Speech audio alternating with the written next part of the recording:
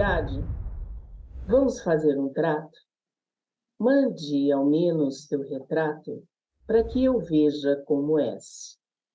Maísa Figueira Monjardim, ou simplesmente Maísa. Olá, internautas do Brasil e de todo mundo. Eu sou Rose Campos em mais uma semana com muitos ecos. Os ecos do nosso meio ambiente, os ecos da nossa comunicação. Afinal, tudo que produz ecos no nosso meio, nós discutimos aqui, na nossa rádio Mega Brasil Online e nas redes sociais. E o programa Ecos do Meio dessa semana fala sobre a mulher na canção e na profissão, que viveu à margem de sua própria grandeza e, portanto, do seu total reconhecimento artístico. O racismo, o machismo e a homofobia fizeram parte da história dessas mulheres cantoras, compositoras e instrumentistas, que atuaram na era do rádio, no período de 1920 a 1960, período esse estudado por nossa entrevistada, a autora do livro A Mulher na Canção, Denise Mello. Denise é graduada em psicologia, está cantora, compositora, locutora, violonista, pesquisadora, escritora e professora de canto popular e musicalização infantil. Portanto, vamos falar de mulher e de sua sustentabilidade. Vamos falar de direitos através dos Objetivos de Desenvolvimento Sustentável, ODS 5, que determina acabar com todas as formas de discriminação contra todas as mulheres e meninas em toda a parte, até 2030. Sendo assim, que tipo de canção iremos ouvir até lá, Denise Mello? Olá, Denise! Olá, Rose. Bom dia. Bom dia, Denise.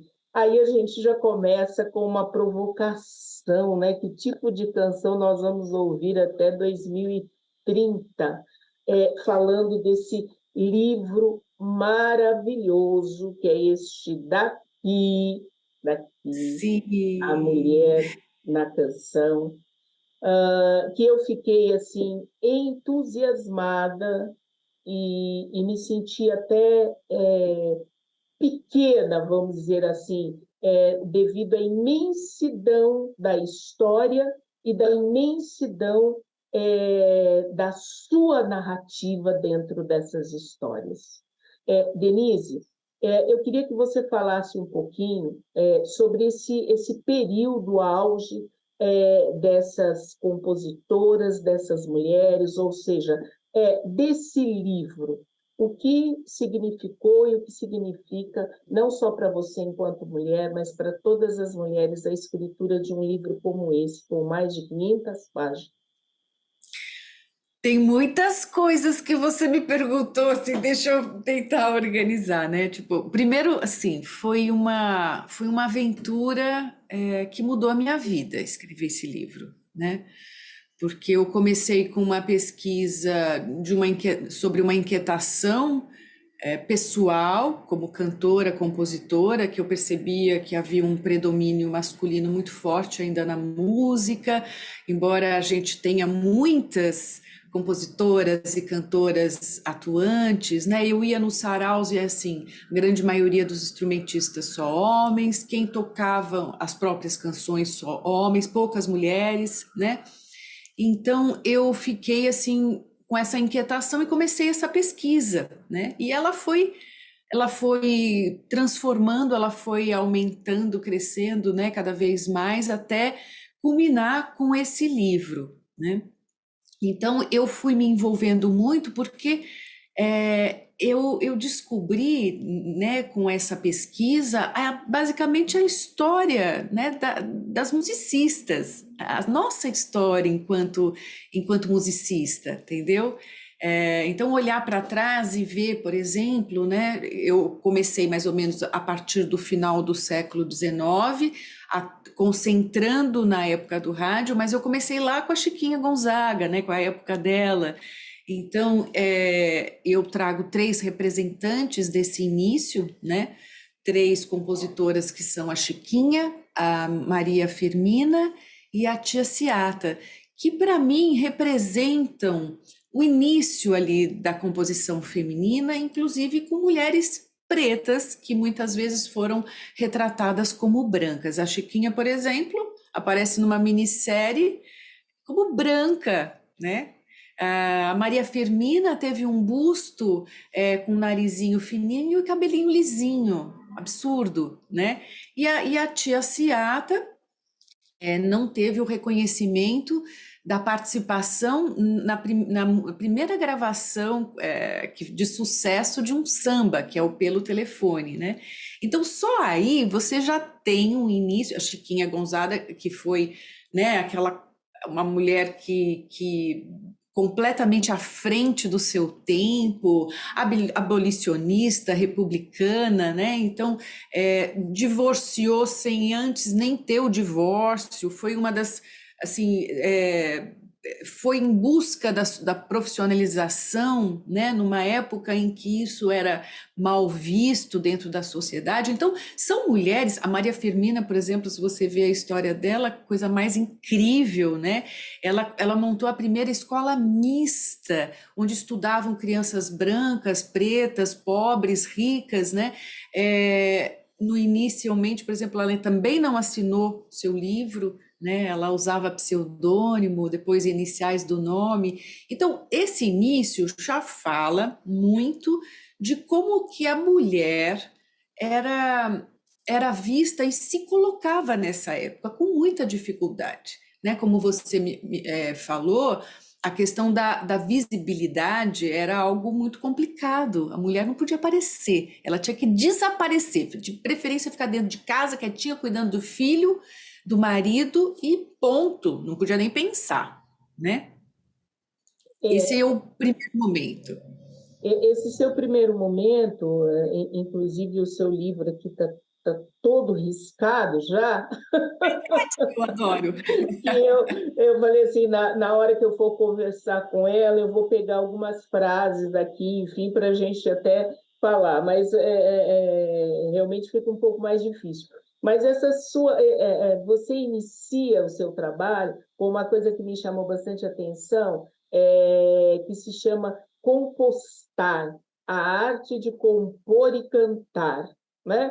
E isso me retratou muito a questão da compostagem, nessa questão Veio daí mesmo. do meio ambiente. E eu Claro. achei isso muito forte. E a sua pesquisa, ela inicia aí. Eu gostaria que você falasse muito, até rapidamente, em relação a o que foi esse compostar nessa pesquisa. Só para as pessoas entenderem, eu antes de escrever o livro, eu fiz uma pós-graduação em canção popular e eu fiz uma pesquisa que eu chamei Compostar, a arte de compor e cantar. Porque composição, eu lembrei de compostagem, que é você pegar elementos, né, e nutrientes importantes, né, da terra. Então, assim, eu não sei, a composição para mim ficou muito essa coisa da compostagem, né, e criar algo novo, né? Então, porque na verdade a gente pega esses elementos que estão aí já, né, no mundo, na natureza, e cria de uma forma que fica bonito, mas está tudo aí já, certo? O compositor é essa pessoa, a compositora, né, que capta tudo isso. Então eu fiz esse paralelo com a compostagem, né? Então chamando de compostar, então eu coloco um S maiúsculo que fica composição e estar, que é a das cantoras, né? Que eram conhecidas como estrelas, né? Estrela. E então ficou uma condensação. Eu sou psicóloga, adoro essas coisas, né? Então eu misturei um monte de coisa nesse tema. Então ficou compostar de compostagem mesmo, né? Misturando isso. A arte de compor e cantar, trazendo essas questões sobre as cantoras compositoras. O seu livro, você tem passagens muito fortes, algumas coisas a gente vai dar uma pincelada aqui, mas você chama a atenção logo no início, com uma frase assim: você já ouviu falar de Carolina de Jesus, autora do best-seller Quarto de Despejo? Ela tem um LP com canções autorais. Sabia? Não sabia. Você podia falar? Claro, claro. Infelizmente, a Carolina acabou não entrando no livro, né? Eu comento ela no começo porque eu comecei com uma pesquisa chamando de A Mulher na Canção, então trazendo uma série de compositoras que, como você, como eu mesma, não conhecia, não sabia. Eu dando uma palestra sobre outras, alguém falou assim: Você conhece Carolina de Jesus? Eu falei, não, e fui atrás, né? Então é isso, quando a gente começa uma pesquisa, ela é muito legal, porque todo mundo começa a te abastecer, né? Você vai descobrindo, e eu fui me encantando e descobrindo, inclusive, a Carolina, que tem um trabalho lindíssimo. Além do livro, ela tem esse CD, né, de mesmo nome, com canções que ela fez fruto da realidade dela, né? Então tem uma lá que chama Pinguço, né? Que agora é que assim faz tempo que eu não entro em contato com isso, a gente vai esquecendo. Se a gente não fica trabalhando, né, na cabeça, a gente esquece. Mas ai, agora eu não vou lembrar. Mas tem na internet, se vocês procurarem Carolina de Jesus, vocês vão encontrar o disco dela, que é ótimo, assim, letras incríveis, e ela passa por vários gêneros musicais, ela é uma super compositora. E soube, né, eu fui lá na exposição dela, que ela tem muita coisa guardada, né, que Sim, ainda é sim. inédita. Na verdade, assim, nós estamos falando de Carolina de Jesus, ela não entrou no livro e a Denise vai dar uma pincelada dessas mulheres agora no livro, mas ela é uma pessoa muito importante quando nós falamos de compostar, né? Porque ela é a verdadeira compostar dessa nossa história aqui. Ela foi a base, ainda é até hoje referenciada na questão do meio ambiente nossa, enquanto mulher, enquanto a escritora, enquanto a poeta. Então, eu acho que ela não estar, né, no livro não quer dizer que ela não é uma Com superstar. certeza. Ela só não está no livro porque, assim, eu descobri muitas mulheres. Eu retirei do livro uma parte que era tanto as compositoras da Bossa Nova, e, assim, eu acabei concentrando nas compositoras da época do rádio. Então, a Carolina, ela veio, esse disco dela é de 1959 ou 60, se não me engano, né? Então, já estava no finalzinho da pesquisa, né? Mas ela, inclusive, ela era catadora de lixo, né? Ela recolhia cadernos, livros. Foi aí que ela começou todo o interesse pela leitura. Então, é Me muito bom fale, você ter trazido. me fale sobre essas mulheres que você retrata no livro. São 18 mulheres, é isso? Isso. São muito mais que 18, Rose, mas assim, que eu me debrucei foram 18. Essas três primeiras que eu te falei, representantes do início da composição feminina no Brasil, e depois trago 15 da época do rádio. Dessas 15, eu dividi em três grupos. Compositoras que começaram com produção composicional a partir de 1920 e 30, outras que começaram em 1940 e outras que começaram a partir de 1950. Então, as primeiras, que foi 1920 e 30, eu trago duas pianistas, compositoras pianistas, que é a Carolina Cardoso de Menezes e a Lina Peste. Trago a Laura Soares, que era também uma atriz, que foi uma compositora, que foi a primeira mulher brasileira a aparecer na televisão, lá nos Estados Unidos. Trago a Dilu Mello, uma maranhense muito porreta, assim, que eu sou fanzona, que é multi-instrumentista. E a Marília Batista, que começou muito jovenzinha, inclusive ela logo assim que começou, ela começou a carreira junto com o Noel Rosa. E ela tem um trabalho, ela foi considerada a princesinha do samba. Todas elas, por sinal, tiveram um enorme sucesso. A Carolina Cardoso de Menezes, por exemplo, ela foi a grande instrumentista do rádio.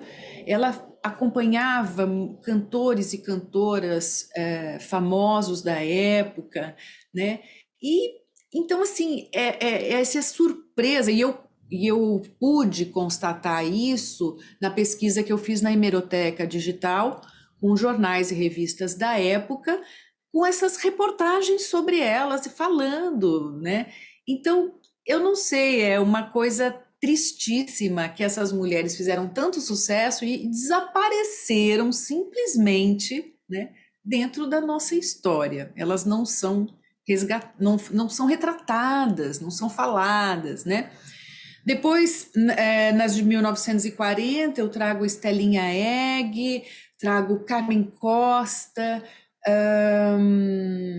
agora ver se eu lembro de todas. Aí tem nas 50, Bidu Reis, a Almira Castilho também, que começou em 1940.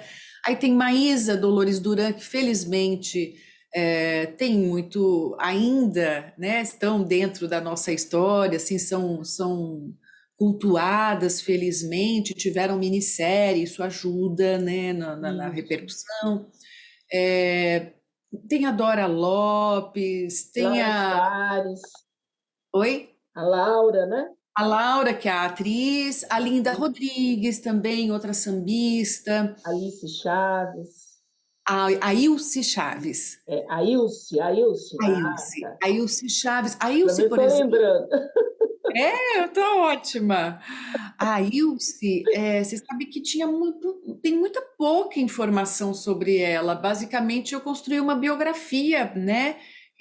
Porque as informações sobre ela é muito pouquinha. Mesmo assim, o começo da vida dela, por exemplo, eu não consegui encontrar as informações muito diferentes, né?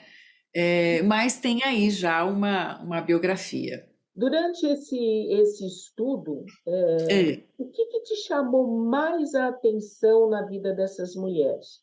Lendo o livro inteiro chama atenção. Eu já digo para quem está nos ouvindo, leia o livro, porque assim você se chama atenção do apagamento dessas mulheres através não só por uma discriminação que você mostra aqui, que a gente, vendo o livro, a gente realmente começa a sentir em relação aos musicistas, aos homens, até a forma de tratar compositor, compositora, foi uma coisa que me chamou muita atenção também, que você coloca, a gente não fala nunca compositora, sempre o compositor, a maneira como a mulher era tratada e vista até como, eu vou colocar aqui, um objeto bonito e tudo mais. Isso foram as coisas que eu vi aqui. Mas você, o que mais te chamou a atenção ao escrever esse livro? De que assim, a mulher, ela sempre esteve presente em todos os movimentos, ela sempre esteve muito atuante, só que a publicidade disso é que é difícil. Então, assim, a mulher estava lá. Então, por exemplo, quando você pensa em Jackson do Pandeiro, não dá para pensar Jackson do Pandeiro sem Almira Castilho. Almira Castilho foi, por exemplo, uma mulher importantíssima. Primeiro, porque ela pôde dar instrumentos para que Jackson fizesse o que ele fez. Porque ela que o alfabetizou, ela era produtora, orientadora, ela era um tudo na vida dele. Todas as canções que ele fez enquanto estiveram casados eram dos dois, né? Só que isso não aparece, né? A Almira desaparece, né? Quem aparece é Jackson. Embora lá a dupla, eles fizeram sucesso, ela cantava, né? Mas assim, o foco maior fica no homem. Mas a mulher, ela estava lá o tempo todo. o tempo todo, e muito atuante, e muito importante, sempre, né? O que a gente precisa é botar um holofote aí, mostrar para as pessoas, né, que sempre teve, só que não podia aparecer, né? Então, isso é uma coisa que me toca muito. E eu acho, sabe, Rose, até me chama a atenção como você abriu hoje, né, a fala, que você falou assim, eu fiquei meio assim, tal, não me senti tão, porque é um livro tão grande e tal. Nós, mulheres da nossa geração, né, eu sinto assim que a gente ainda carrega este ranço do passado, né, de que a gente não é, que a gente é pequenininha, né?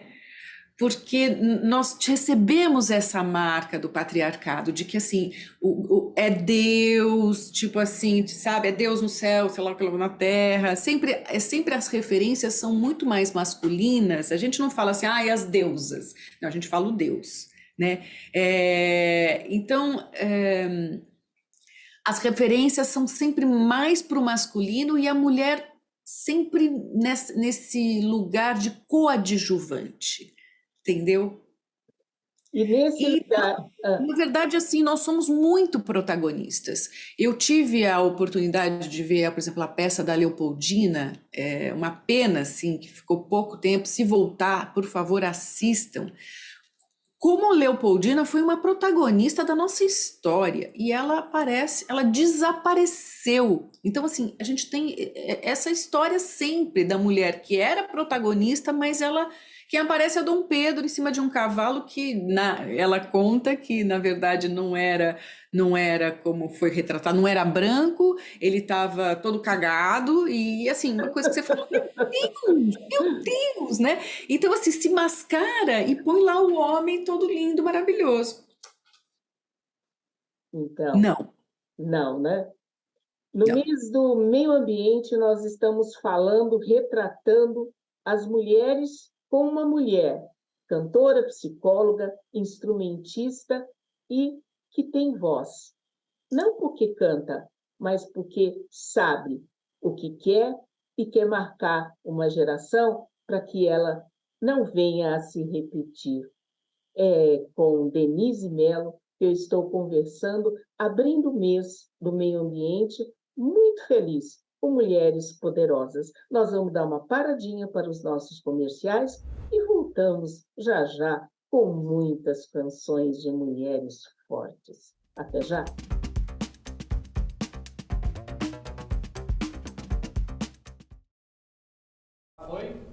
Laerte primeiro.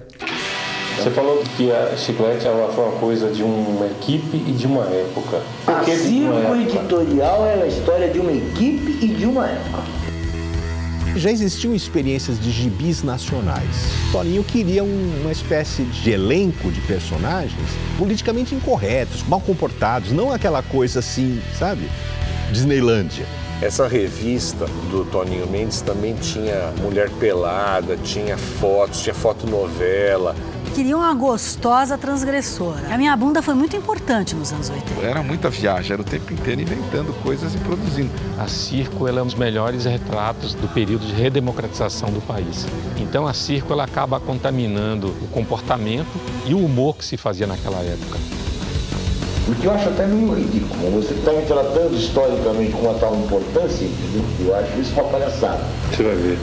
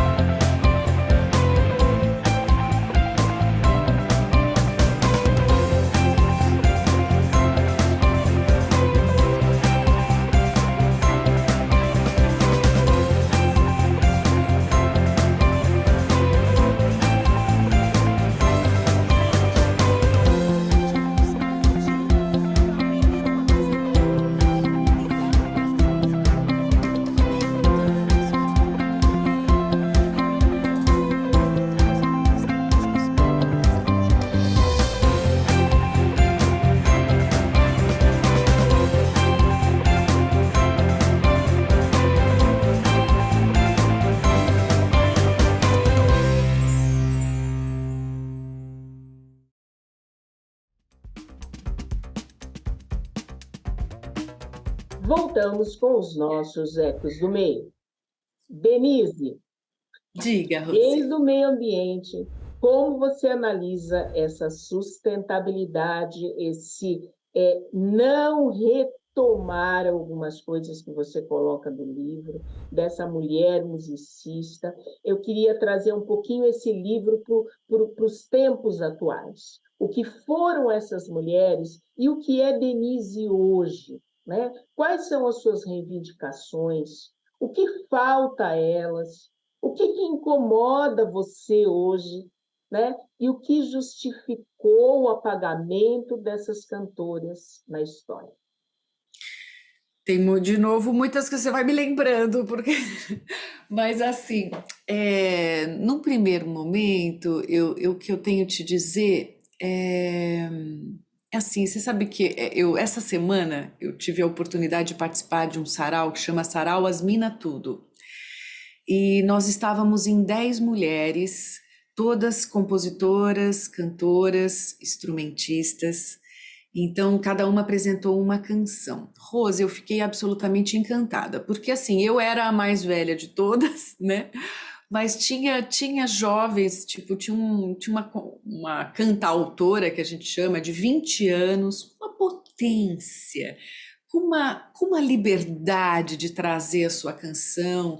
Então, assim, eu fiquei muito, muito encantada de ver que hoje, eu acho que a gente tem uma geração aí que modificou, que está modificando cada vez mais e que não tem medo de se colocar, e se coloca ali no mesmo nível, né, dos outros compositores e instrumentistas, né, coisa que antes não era assim, né, a mulher sempre se colocando mais menos, né. Eu acho que, então a gente está mudando, isso é sem sombra de dúvida. Agora, acho que ainda, né, na minha geração, essa é uma geração mais intermediária, a gente ainda tem esses ranços, a gente ainda se compara muito, a gente se vê um pouquinho, muitas vezes ainda fica nessa alternando, sabe? Em momentos em que se empodera, em momentos que fala, ai, mas será? Né? Ai, mas eu ainda não estou pronta. Então tem um pouco essa história da mulher, né? A gente não pode esquecer que essas compositoras que eu trago no livro, elas foram precursoras, né? Elas que garantiram para que a gente hoje esteja aqui, né? Empoderadas, levando a nossa música. Então começou lá com elas. E a gente tem uma coisa de que na história, assim, quando eu comecei a ler, você não encontra isso nos livros. Você encontra que praticamente não tinham mulheres produzindo, compondo. É incrível. Você só vê nos livros, a maioria só se fala de Chiquinha Gonzaga, Maísa e Dolores Duran, como se a nossa história musical fosse apenas formada por 3 compositoras, né? E então isso é uma coisa que me choca muito, e eu vejo gente assim muito importante falando. Eu falo, pelo amor de Deus, eu tenho vontade de falar assim, ai, olha, leva meu livro, mas às vezes eu não tenho acesso à pessoa, por isso que eu quero levar esse livro para muita gente. Ou seja, o grande grito é realmente o apagamento de uma história, né? E quando nós estamos falando de apagamento, é muito bom lembrar os gritos dos excluídos, e quando alguns vêm falando sobre povos remanescentes, indígenas, negros, enfim, mulheres, negros, nós estamos falando de histórias que são apagadas. Nós não estamos falando de grupinhos, nós estamos falando de história. E eu acho que é isso que você está trazendo com força. Quando nós falamos sobre essa época e sobre o apagamento, nós não podemos deixar de citar, porque é recente, a morte de Rita Lee, que é uma mulher que foi uma mulher atual. Eu não digo foi porque ela sempre será, Claro. nunca. Essa mulher, como você vê essa mulher, Rita Lee, que nos deixou agora, em relação a essas mulheres que teve esse apagamento na história. Realmente, a Rita Lee conta e fala de tantos preconceitos que ela sofreu. Ela foi uma das protagonistas que veio aí para tentar mudar esse apagamento, Nossa, seria assim? totalmente, totalmente. Eu acho que assim, a Rita Lee, algumas pessoas falam que ela é precursora, né, da composição feminina. Ela não é, né? Porque a gente tem Sim. antes dela todas essas, né? Mas ela tem uma questão que ela é precursora, que é de trazer abertamente a sexualidade da mulher. Isso é uma coisa muito bacana. A Rita Lee escancarou, né? Essas mulheres da pesquisa, elas já começaram a falar, por exemplo, da minha pesquisa, a Dora Lopes, ela foi uma das precursoras a dizer que, por exemplo, a mulher frequentava boate, que ela tinha uns encontros. Então, por exemplo, tem uma música da Dora, daqui a pouco eu volto na Rita Lee. Fala assim: um amor de boate é tão passageiro, começa gostoso, mas acaba ligeiro. Encontram-se as taças tim-tim, a conversa de sempre. Quero você só pra mim, né? Então, assim, com pouca luz, a luz quase apagada, né? Um piano dizendo coisas na madrugada. Assim é o amor de boate. Amor que é tão passageiro, começa gostoso, mas acaba ligeiro. Então, coisa que antes não se falava, imagina, a mulher frequentar boate e ter encontros na boate, né? Então ainda muito camufladinho a questão da sexualidade, né? E a Rita Lee, ela vem para escancarar isso. E ela se apresenta, inclusive, como um grande instrumentista. Ela era também performática, ela cuidou dessa questão também visual, coisa que a precursora foi lá, a Carmen Miranda, né? Mas ela resgatou um pouco essa Carmen Miranda, fazendo seus próprios figurinos, pensando em coisas diferentes, né? Então, Rita Lee, para mim, é assim, né? E ela fez essa transição, eu acho que para a gente, dessas mulheres que foram precursoras, né? Para o que a gente tem hoje. Então, realmente, foi uma. Infelizmente, nosso programa está chegando ao fim, né? Então eu tenho que já ir fechando. Eu só queria que você, em poucas palavras, dissesse assim, o que te incomoda hoje em relação ao tudo que você estudou, porque você hoje é uma pesquisadora, realmente você é uma pessoa que a gente tem que dar uma reverência, porque você conhece essas histórias do passado. Então, o que te incomoda em relação ao dia de hoje, as mulheres, hoje? O que você olha e fala, precisa mudar? A sociedade precisa mudar frente a isso. Eu acho que a gente já falou, Rose, é olhar para esse passado e reconhecer a importância da mulher, né? E mais do que isso, poder tomar cuidado de dizer coisas que não são verdades, né? Então, antes de estudar, antes de saber se tem, o que tem aí, né?